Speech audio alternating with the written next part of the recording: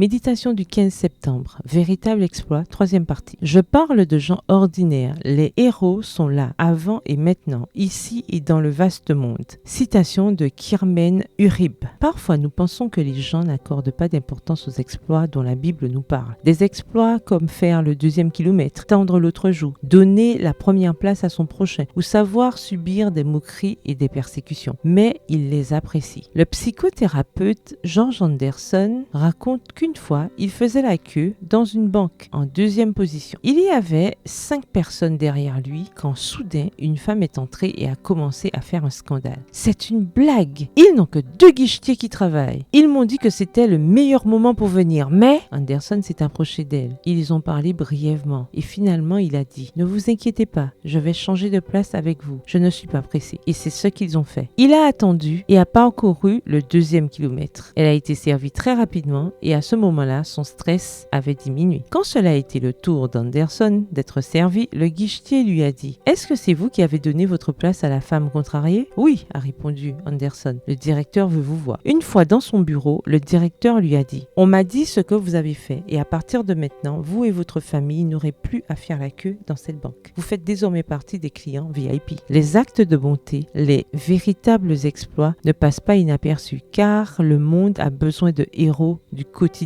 de personnes ordinaires qui aiment d'une manière extraordinaire. Le monde a besoin d'eux et l'Église a besoin d'eux. Et nous pouvons être de tels héros si nous savons clairement comment faire. Galates 6, verset 9 dit « Ne nous lassons pas de faire le bien, ne nous lassons pas de faire de bonnes actions pour reprendre le sens premier du mot exploit. Nous nous lassons parce que nous avons recours à nos mécanismes déficients d'intelligence émotionnelle. S'ils me font du mal, je fais du mal. Mais l'exploit dont nous parle la Bible est celui de ne jamais se lasser d'abandonner notre volonté à Dieu, afin que ce soit lui qui agisse en nous à la fois pour le vouloir et pour le faire. Et il ne se fatigue jamais. En tenant la main de Dieu, nous accomplirons des exploits qui lui apporteront honneur et gloire et montreront à une société désabusée ce qu'est le véritable amour. Le verset du jour se trouve dans Galates 6, verset 9. Ne nous lassons pas de faire le bien. Bonne journée, que l'Éternel vous bénisse.